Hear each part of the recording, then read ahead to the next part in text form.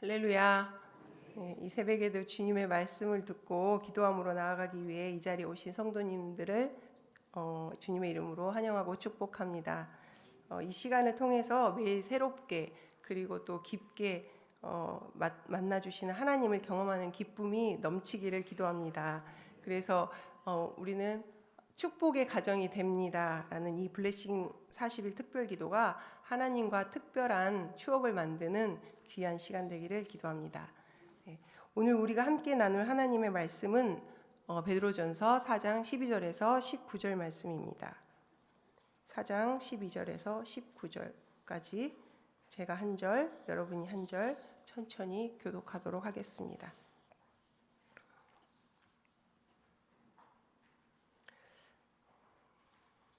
사장 12절입니다. 사랑하는 자들아 너희를 연단하려고 오는 불시험을 이상한 일 당하는 것 같이 이상히 여기지 말고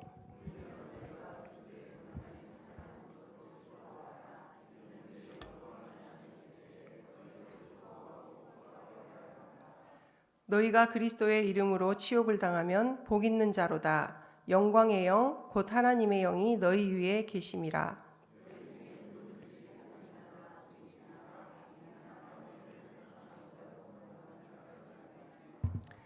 만일 그리스도인으로 고난을 받으면 부끄러워하지 말고 도리어 그 이름으로 하나님께 영광을 돌리라.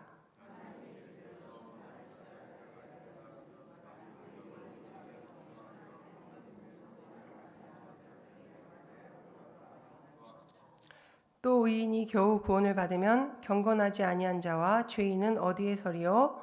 그러므로 하나님의 뜻대로 고난을 받는 자들은 또한 선을 행하는 가운데에 그 영혼을 미쁘신 창조주께 의탁할지어다. 아멘. 지금 약 3분 정도 이렇게 개인적으로 이렇게 본문을 한 번 더 읽어보시면서 묵상하는 시간을 갖겠습니다.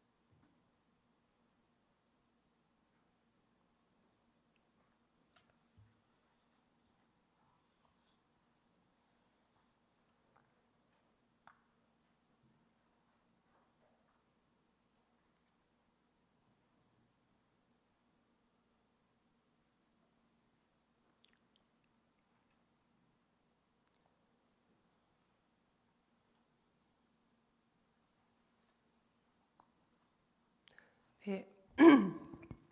오늘 본문 말씀에서는 베드로 사도는 그리스도인으로서 고난을 당할 때 성도들이 이를 어떻게 받아들이고 또 어떻게 고난의 상황을 헤쳐나가야 하는지에 대해서 말씀해 주고 있습니다. 즉 그리스도인들의 고난에 대응하는 태도는 바른 태도는 어떤 것인지 흩어져 있는 유대인들에게 그리고 오늘 저와 여러분에게 가르쳐 주고 있습니다.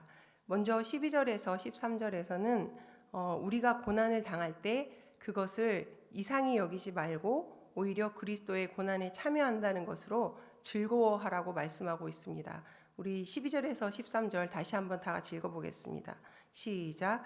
사랑하는 자들아 너희를 연단하려고 오는 불시험을 이상한 일 당하는 것 같이 이상히 여기지 말고 오히려 너희가 그리스도의 고난에 참여하는 것으로 즐거워하라. 이는 그의 영광을 나타내실 때에 너희로 즐거워하고 기뻐하게 하려 함이라. 아멘. 우리에게 불같은 시험이 다가올 때에도 이를 이상히 여기지 말라고 합니다.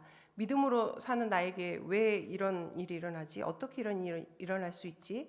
라는 생각으로 놀라고 이상하게 여길 것이 아니라 그 시련 가운데서도 하나님께서 일하고 계심을 믿고 우리가 그리스도의 고난에 참여하고 있음에 오히려 즐거워하라고 말씀합니다. 그리스도의 고난에 참여한다는 것은 어떤 의미일까요? 예수님께서 하나님의 뜻을 이루시기 위해서 자기를 비우시고 십자가의 길을 가셨던 것처럼 우리도 그 길을 따라 걷는다는 것입니다. 이것은 선택이 아니고 우리의 부르심이라고 베드로 사도는 앞서 말했습니다. 베드로전서 2장 20절 후반부터 21절까지 제가 한번 읽어드리겠습니다. 선을 행함으로 고난을 받고 참으면 이는 하나님 앞에서 아름다우니라. 이를 위하여 너희가 부르심을 받았으니 그리스도도 너희를 위하여 고난을 받으사 너희에게 본을 끼쳐 그 자취를 따라오게 하려 하셨느니라. 죄송합니다. 우리의 산 소망이신 예수님이 우리를 구원하기 위해 십자가의 길을 가심으로 우리에게 모범이 되셨습니다. 예수님이 십자가의 길을 가실 때 주님은 그 앞에 있는 기쁨을 바라보고 가셨습니다. 히브리서 12장 2절에 보면은 믿음의 주요 또 온전하게 하시는 이인 예수를 바라보자. 그는 그 앞에 있는 기쁨을 위하여 십자가를 참으사 부끄러움을 개의치 아니하시더니 하나님 보좌 우편에 앉으셨느니라. 아멘. 우리가 믿는 자로 살아가면서 겪는 고난을 견뎌내는 것은 그리스도의 남은 고난을 우리의 삶에 채우는 일입니다. 그것은 영광스러운 일이고 또 오늘 본문 13절 후반부에서 말씀하듯이 주님 나타나실 영광의 날 우리로 하여금 넘치도록 기뻐하게 할 것입니다. 예수님을 따르면서 기꺼이 고난을 받았던 사도 바울은 전도하고 사역하면서 말할 수 없는 그런 고난을 당했습니다.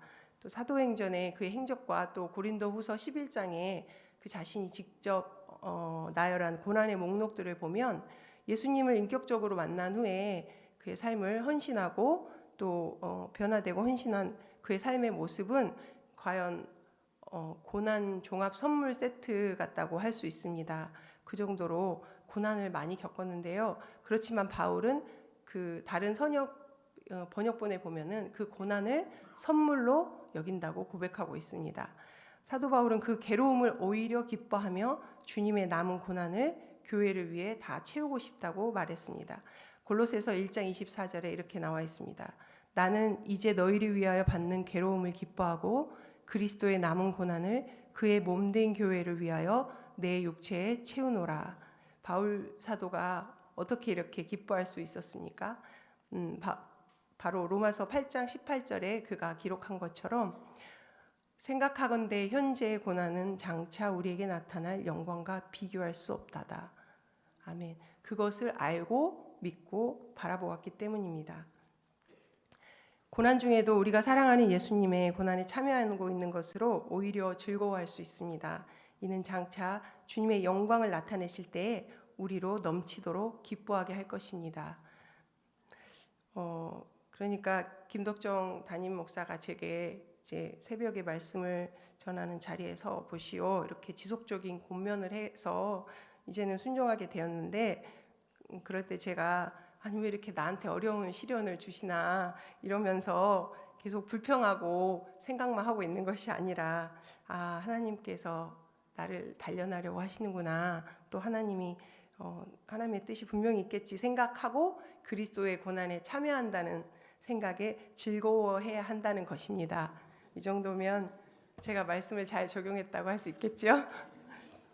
자, 둘째로 14절에서 16절에서 만일 우리가 그리스도의 이름으로 치욕을 당할 때 그때 하나님의 영이 우리와 함께하고 계시기 때문에 복 있는 자로 여기고 그 고난을 부끄러워하지 말고 도리어 그리스도인이라는 이름을 자랑스럽게 여겨 하나님께 영광을 돌리라고 말씀하고 있습니다. 우리 14절에서 16절도 다시 한번 읽어보겠습니다. 시작. 너희가 그리스도의 이름으로 치욕을 당하면 복 있는 자로다. 영광의 영 곧 하나님의 영이 너희 위에 계심이라. 너희 중에 누구든지 살인이나 도둑질이나 악행이나 남의 일을 간섭하는 자로 고난을 받지 말려니와 만일 그리스도인으로 고난을 받으면 부끄러워하지 말고 도리어 그 이름으로 하나님께 영광을 돌리라. 아멘. 이 말씀을 전하고 있는 베드로 사도는 바로 예수님의 수제자였죠. 이것은 예수님께서 바로 산상수훈에서 가르쳐 주신 말씀 그대로입니다. 예수님은 마태복음 5장 10절에서 12절 이렇게 말씀하셨습니다. 의를 위하여 박해를 받는 자는 복이 있나니 천국이 그들의 것임이라. 나로 말미암아 너희를 욕하고 박해하고 거짓으로 너희를 거슬러 모든 악한 말을 할 때에는 너희에게 복이 있나니 기뻐하고 즐거워하라. 하늘에서 너희의 상이 큼이라. 아멘. 기뻐하고 즐거워하라. 하늘에서 너희의 상이 큼이라. 이렇게 말씀하셨습니다. 현재 우리의 삶에도 우리가 예수님을 믿기 때문에 모욕당하고 또 핍박받는 일들은 여전히 많이 있습니다. 그리고 그런 일들은 당연한 것입니다. 전도 현장에서는 차가운 거절의 눈초리, 또 적대심, 또 때로는 모욕적인 그런 반응을 당하는 일이 태반입니다. 그리고 우리의 가정 안에서는 어떻습니까? 홀로 또 외롭게 신앙생활 하시는 분들도 많이 있지 않습니까? 외로움도 쉽지 않은데 예배 자리에 나오는 것도 봉사하는 것도 가족의 눈치를 봐야 되고 때로는 그 사랑하는 나의 가족이 이렇게 뭔가 꼬여서 신앙을 무시하고 또 조롱할 때는 정말 비참한 마음이 듭니다. 제가 청소년 시절부터 가장 존경하는 인물이 누구냐라고 물으면 항상 대답해온 그 대답이 저희 친정 어머니, 저희 어머니라고 그렇게 저는 말하고 있습니다. 여러 부분에서 저는 저희 어머니를 참 존경하는데 저희 어머니가 믿지 않은 가정에 시집을 와서 시어머니 남편을 하나님 앞으로 인도를 하고 또 그 수많은 집안의 제사가 추도 예배로 바뀌기까지 정말 축복의 통로로 하나님께 귀히 쓰임을 받으셨습니다. 그런데 이제 저희 아버지는 약간 다혈질적인 버럭버럭 이렇게 좀 하시는 다 좋으신데 그런 약간 좀 권위적인 분이셨습니다. 근데 어머니가 좀 그 상황들을 굉장히 지혜롭게 다 커버를 하셨던 것 같아요. 어렸을 때는 아빠는 너무 권위적이고 독재자 같고 엄마는 어떻게 저렇게 또 잠잠하실 수 있을까 이런 생각을 했는데 커서 이제 이야기를 나누고 알고 보니 어머니는 겉으로는 굉장히 잠잠하셨지만 속으로는 굉장히 당당하셨더라고요. 그래서 내가 그래도 믿는 자니까 내가 당신보다 나으니까 내가 참네 이러면서 이렇게 그 시간들을 넘겼다고 하시더라고요. 그러니까 상처받지 않고 그렇게 또 넘길 수 있으셨던 것 같아요. 그리고 이제 교회에서도 초청잔치 같은 거 하면 그러니까 교회에서 이런 거 하는데 당신 이번에 한번 같이 가봅시다 이렇게 말을 하면 저희 아버지 이제 말투가 시끄러 쓸데없는 소리 하지 마 이렇게 말을 하시는데 그럴 때에도 그렇게 무시하실 때에도 또 어머니는 뭐 거기에 이렇게